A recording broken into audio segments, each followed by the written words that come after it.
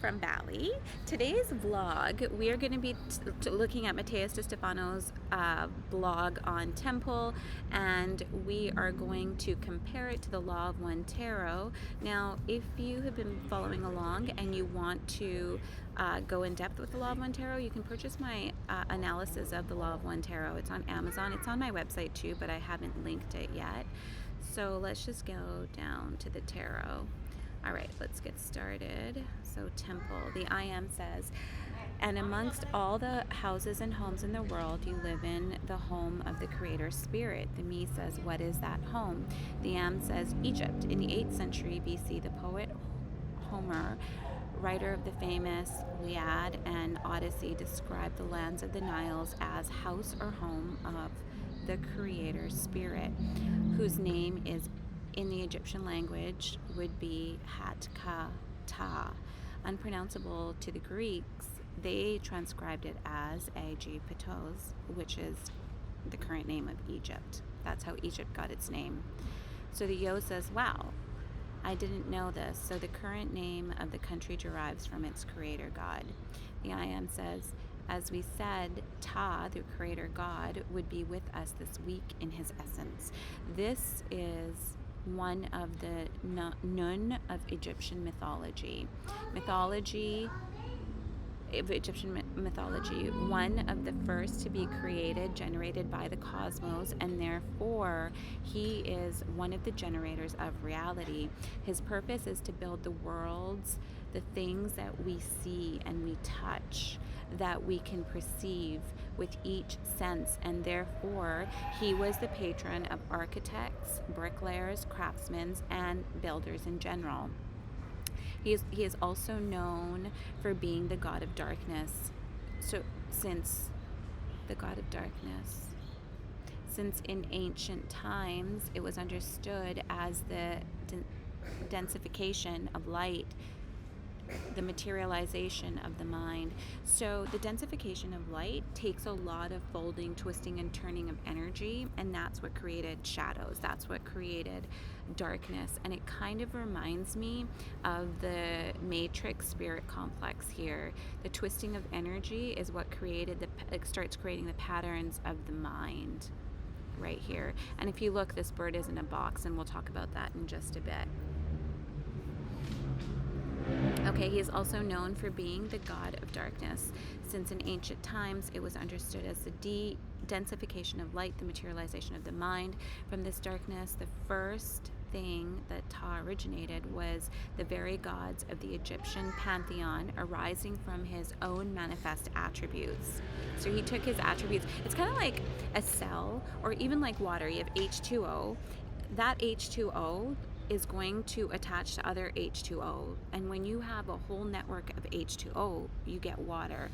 So it's kind of the same thing. He kind of passed on his attributes onto what will be manifested in this 3D earth. I think that's what they're saying. He separated the regions of the Nile and gave each of the gods a place. The Me says, so he designed the initiatory path of the Nile. The I Am says, at least it is the divine concept that inspired the Atlantean architects to realize it. Picture this. If Ta was the night that split into divine shards, what does that sound like to you? And the Me says, to the stars. The Am says, good, and therefore the Nile is the Milky Way. So he created a mirror.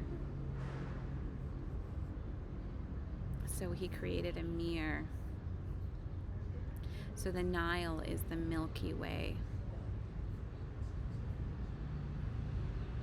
The Nile is the Milky Way. He created a mirror to the stars. I don't see that being reflected anywhere in the Law of One Tarot, but if you do, maybe the best thing I could say that it relates for me is in the Great Way, the body complex, which is the Temperance card, but Ra also calls it not the architect. I can't remember. alchemist. Ra also calls it the alchemist. That's what that reminds me of. Okay, so to the stars, the Am says good, and therefore the Nile is the Milky Way. The star gods could descend to the ground only in sacred sites that were considered fragments of the sky on earth. Oh, the Me says the temples, each Nile temple is a fragment of heaven, Atur Tumti, as we called it, heaven on earth. I think it possibly is the alchemist card in the Great Way. So it's the body complex of the Great Way.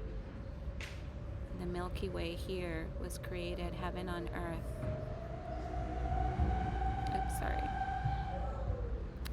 Okay, temples were considered houses of the gods, but remember that each temple is the house of a god, and each god is a part of the creator, Ta. Therefore, the entire territory is the body of the creator.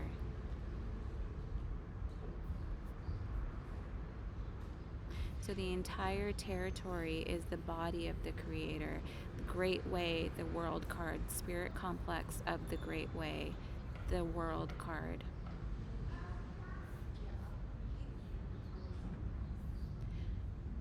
Temples were considered houses of the gods, but remember that each temple is the house of a god, and each god is a part of the creator, Ta. Therefore, the entire territory is the body of the creator, the world card, spirit complex, Great Way. Me says, so each temple is a chakra, an organ. The Am says that's right.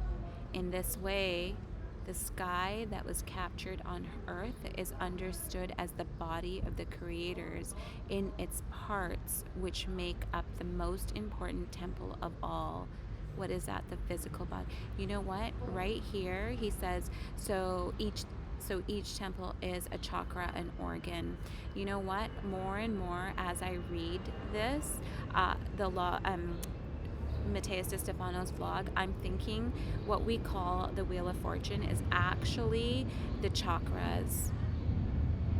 Which is the catalyst for third density, the body complex of the catalyst. Why do I think that? I think that because the chakras, all of our 7 chakras, they are the energetic, they're like the womb for the organs. So see here how the spirit complex, the devil card of the matrix, this is the womb of the matrix. So we don't see the womb, we only see the patterns. So imagine a spider web. The spider creates the web, but where did it come from? It comes from the spirit complex of the matrix, the womb. It's a very yin energy. Where do the chakras come from? Same thing. This reminds me, so if this is actually the chakras, then the chakras are the nodes, what we don't see. The chakras are yin, possibly, I don't know. I'm just thinking. And the chakras are what hold the organs, which makes up the catalyst of the body complex, which is here, where he says, so each temple is a chakra, an organ. That's right. In this way, the sky that was captured on earth is understood as the body of the creator in its parts, which make up the most important temple of all, the physical frickin' body. This is amazing. And look at, what did I say at first? What we were reading reminded me of the Great Way, temperance, body complex. And now we're talking about catalyst, body complex, actual material, organs. The chakras are what hold the organs, the matrix of the organs, the nodes, body complex. And we're always thriving to get to this alchemist, right? The Great Way. Ta's attributes. Okay, the I am says, fine. Therefore, this week it will be important to know the physical temple and what it represents in us as conscious being, how to make the body conscious, and how understanding it will help us capture the heaven, that divine spirit in us. Again, the alchemist. The great way, body complex of the great way, the alchemist. It sounds like an arduous path. We will travel through our bodies, understanding what it represents. So travel through each organ. It is necessary to know its parts and understand the whole. But first, we must understand something fundamental. The question you must ask yourself is, why call the body a temple? That is, what is a temple? It's true, we usually refer to the temple as a sacred space normally built by architects, where statues of gods or saints are placed, or also places for prayer and reflection, where sacred constructions honor the divine. The I Am says, although at the beginning of human times they were not constructions but spaces, let us then take a look at the history of the first temple. What was the first temple? The I Am says, heaven. The I Am says, in ancient times, totemic and animistic cultures understood that the divine inhabited all things and existed in all of nature. The unattainable and untouchable invisible was even more representative of the divine, but there was the inexplicable heaven. The stars, the sun, the moons, the shooting stars were part of that magic. And the only ones capable of reaching it were the birds. The birds were the only one that would communicate with the gods, get close enough to talk to them, and bring messages to the world of the living. Oh my God. Look. I didn't understand all this time why the Empress, catalyst of the mind, is holding on to a bird and the bird is pointing at her. It's because the only ones capable of reaching the heavens were the birds. The birds were the only ones that could communicate with the gods, get close enough to talk to them, and bring them messages to the world of the living. That is 3D. Mind complex. Empress card. The bird teaching the mind what is being said in heaven. Oh my God, I never understood that before. The I Am, the O says, that is why so many cultures put the condor, eagle, hawk, vulture, and so many other birds that fly in the place of messengers of God, or the very divine body incarnate, or the very divine body incarnate, or the very divine body incarnate, or the very divine body incarnate. Right here, the chakras, or the very divine body incarnate. There's some wings you have here. If this is the wheel of chakras, or the chakra wheel, the very divine body incarnate, body complex, catalyst.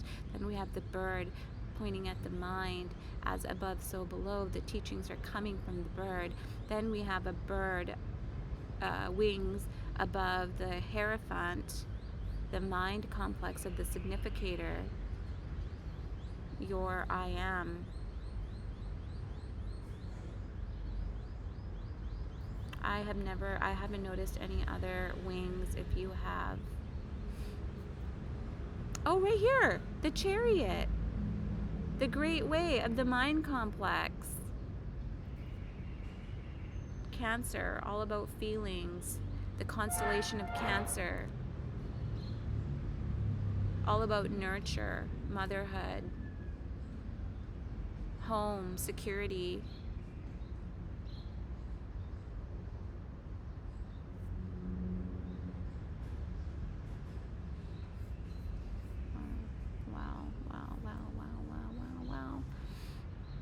This is why so many cultures put the condor, eagle, hawk, vulture, and so many other birds that fly high in the place of messengers of gods. or the divine, very divine body incarnate.